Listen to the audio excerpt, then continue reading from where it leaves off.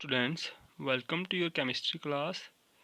बेटा ये नाइन्थ की केमिस्ट्री में हमारा फर्स्ट चैप्टर चल रहा है, मैटर इन आवर सराउंडिंग्स। इसमें हमारा ये थर्ड वीडियो लेक्चर होगा। इस वीडियो लेक्चर में हम पढ़ेंगे, जो आपका टॉपिक होगा वो होगा स्टेट्स ऑफ मैटर। तो स्टेट्स ऑफ मैटर में आपके पास आएगा सॉलिड, लिक्विड एंड गैस। ठीक है। हम किस बेस पे स्टेट्स ऑफ मैटर को डिफरेंशिएट कर रहे हैं कि ये सॉलिड है, लिक्विड है या गैस है। तो हम इनकी प्रॉपर्टीज़, जो characteristics of particle of matter हैं, जो मैटर के जो पार्टिकल्स हैं उनकी करेक्टरिस्टिक्स के ऊपर हम इनको डिफरेंशिएट कर रहे हैं।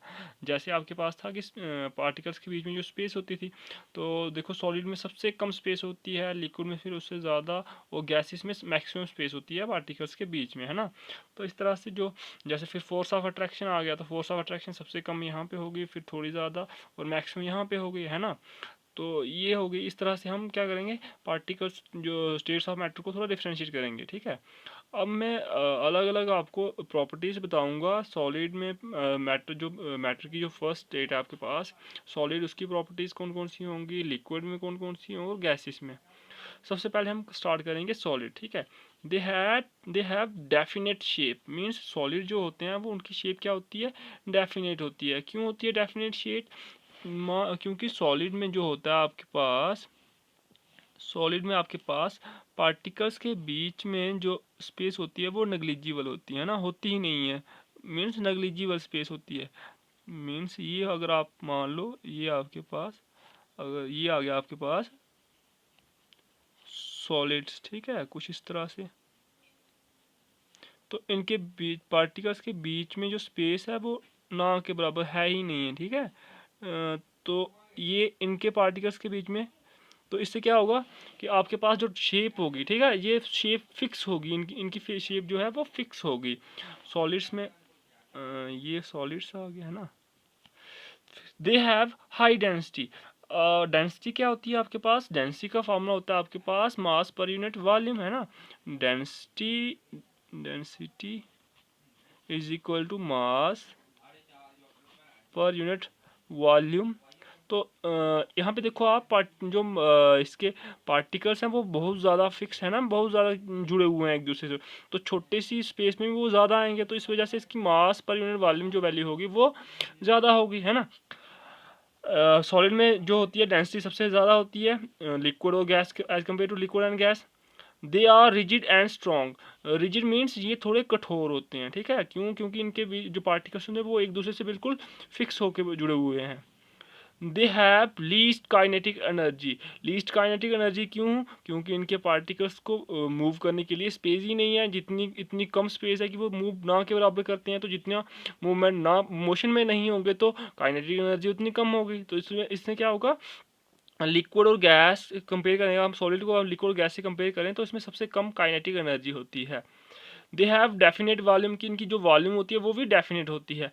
इन इन इनकम्प्रेसिबल, इनकम्प्रेसिबल मतलब कि हम इनको दबा नहीं सकते। मीन्स अगर हम इनको थोड़ा दबा नहीं, नगलीजिबल, हम दबा ही नहीं सकते। नॉर्मल कंडीशन में हम सॉलिड्स को दबा नहीं सकते, कंप्रेस नहीं कर सकते। ठीक है।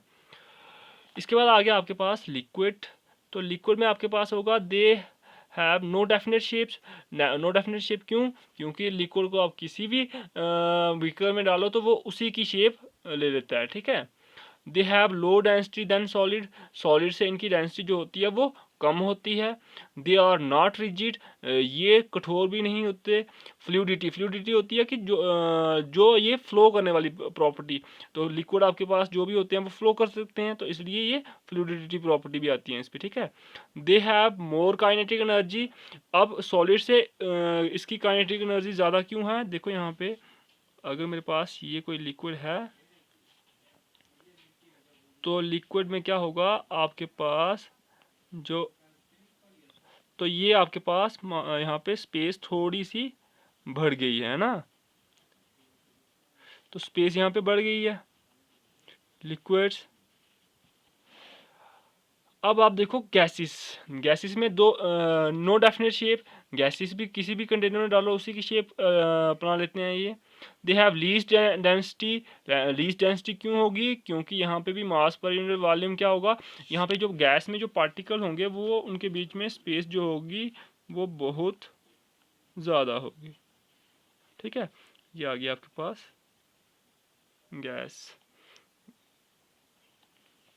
दे आर नॉट रिजिड, ये भी इतने कठोर नहीं होते। नो डेफिनेट वॉल्यूम, इनकी कोई डेफिनेट वॉल्यूम नहीं होती। हाईली कंप्रेसिबल, हाईली कंप्रेसिबल क्यों है? क्योंकि इनके पार्टिकल के बीच में जो स्पेस है वो बहुत ज़्यादा है। तो इस तरह से होगा, देखो यहाँ पे पार्टिकल्स के बीच में स्पेस सबसे कम है, ना के बराबर है, यहाँ पे थोड़ी है, फिर उसके बाद सबसे ज़्यादा यहाँ पे गैसेस में होगा। तो इस तरह से हम स्टेट्स ऑफ मैटर को डिफ्रेंशिएट करेंगे। Thank you.